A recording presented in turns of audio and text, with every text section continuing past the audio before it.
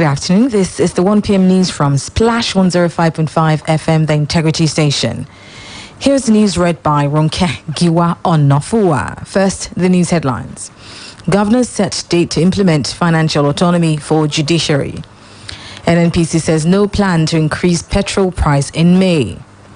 On the foreign scene, Chad's President Deby dies hours after winning sixth term. And in sports, FIFA President Infantino to give verdict on Super League. Those are the headlines. Now the news in detail. We begin with the ongoing agitation by the judiciary, where the Nigerian Governors Forum, NGF, has said it will ensure the implementation of financial autonomy for state legislative and judiciary institutions by May 2021.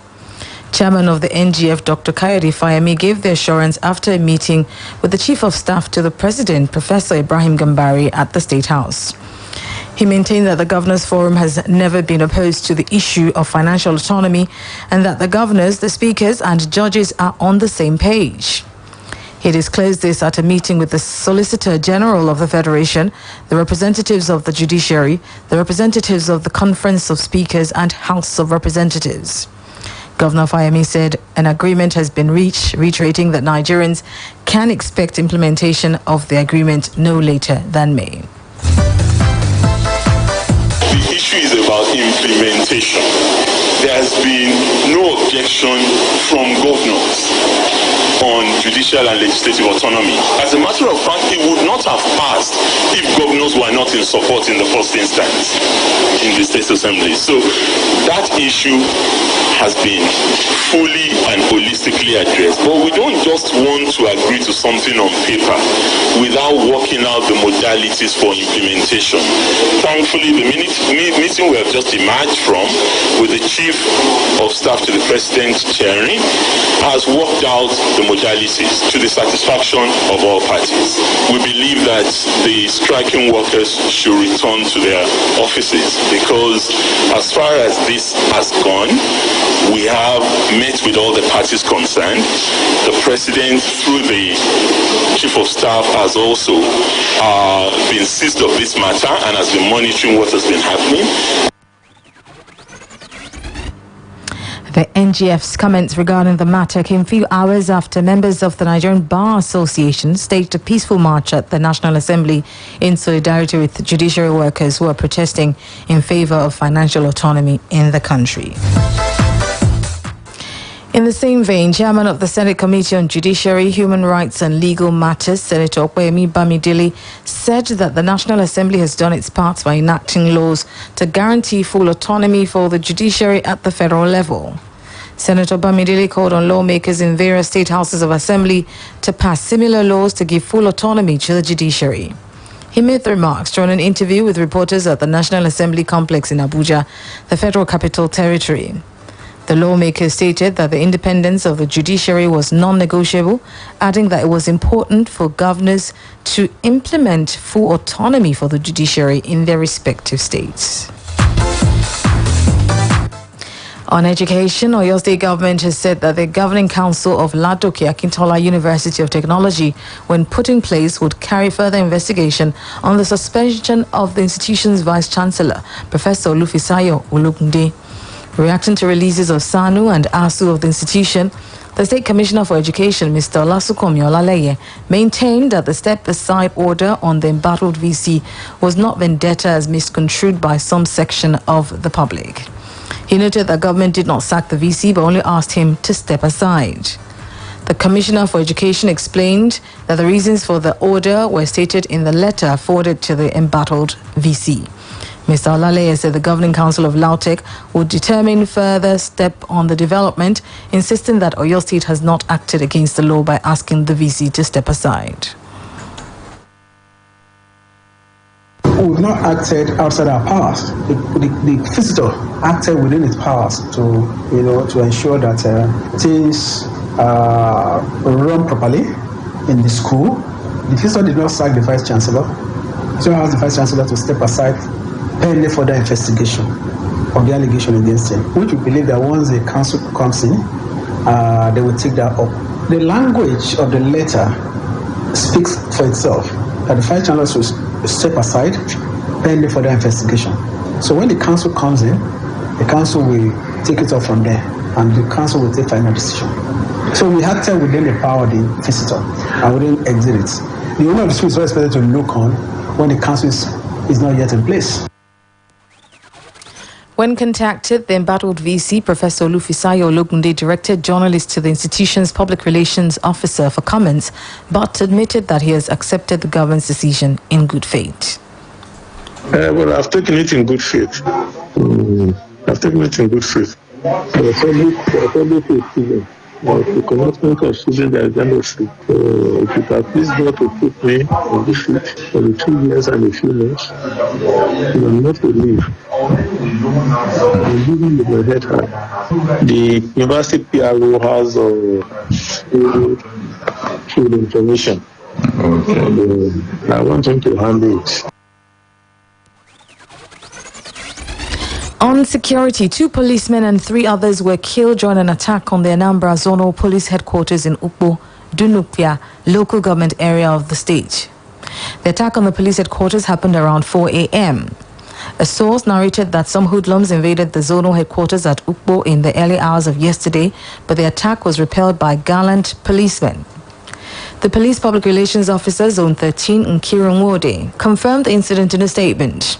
He said one of the general-purpose machine guns used by the hoodlums was recovered by the police. The reasons behind the attack could not be immediately ascertained.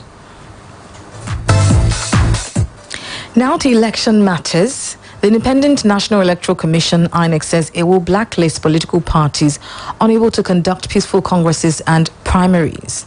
INEC, in a statement signed by its spokesman, Festus Okoye, said it might not acknowledge the result of violent congresses if the trend continues. INEC said henceforth there will be far-reaching consequences in any situation where party congresses and conventions degenerate into violence and destruction of its property. According to the statement, apart from replacing such destroyed materials, parties may be blacklisted from the receipt of INEC materials for their activities in the future. In the meantime, the Nigerian National Petroleum Corporation, NNPC, has said that there is no plan to increase the pump price of premium motor spirit, popularly known as petrol, for the month of May. This followed the announcement by the NNPC Group Managing Director, Mele Kyari, that the petroleum sector regulator has no plan to increase the ex-depot price of petrol in the country. Kyari made the announcement while briefing reporters after a closed-door meeting with the National Association of Road Transport Owners, NATO, and the petroleum tanker drivers in Abuja, the nation's capital.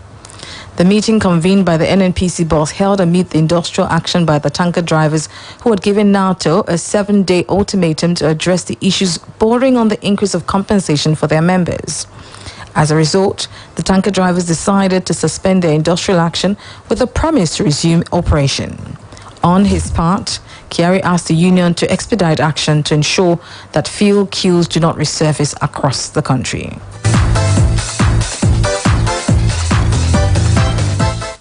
You're still listening to the news on Splash 105.5 FM. Now turning to the foreign scene.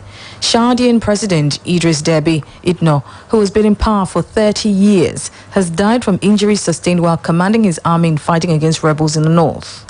Army spokesman General Azem Bernardo Aguna disclosed this in a statement read out on the state television today. According to the statement, Deby, age 68, breathed his last defending the sovereign nation on the battlefield. According to provisional results from the Electoral Commission yesterday, Deby was re-elected to a 6th term with 79.32% of the votes cast in April 11th election. The provisional results still need to be approved by the Supreme Court after it studies potential legal appeals.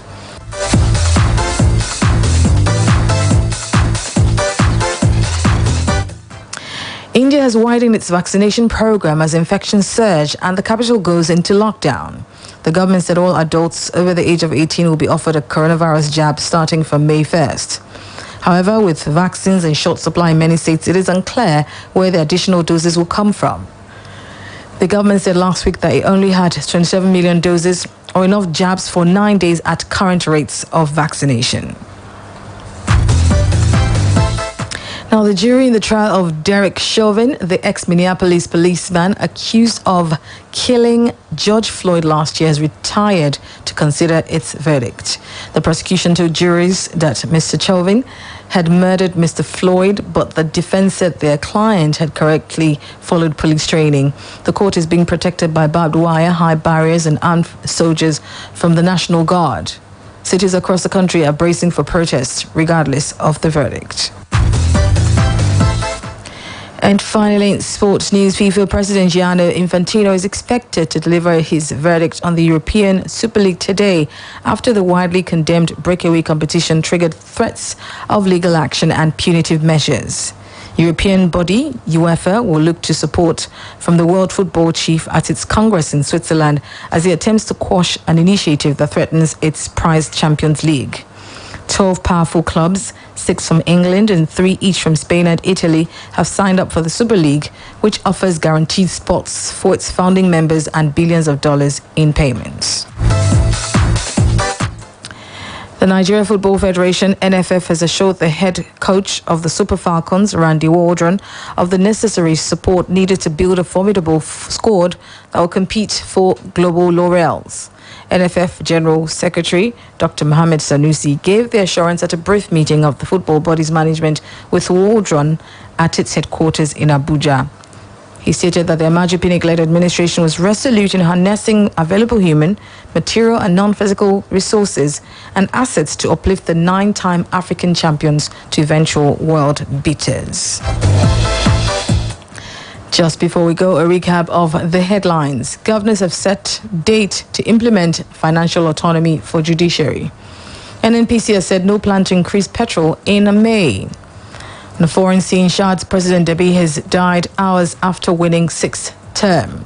And in sports, FIFA President Infantino is set to give verdict on Super League. For more details on the news, visit our website on www.splashfm1055.com. Now you can download the Splash FM mobile app on iOS, BlackBerry World and Google Play Store to listen live, get news update, opinion poll, and also report an event live to us through the iReport feature. To download, simply go to any of the stores mentioned and search for Splash FM 105.5, then click to download. We have now come to the end of the news on Splash 105.5 FM, the Integrity Station, and the best radio station in the southwest of the country. The news editor is Tunde Olawowo, assisted by Ayo Olubusi. I'm Ronke Giwa Onafuwa. Good afternoon and thank you for listening.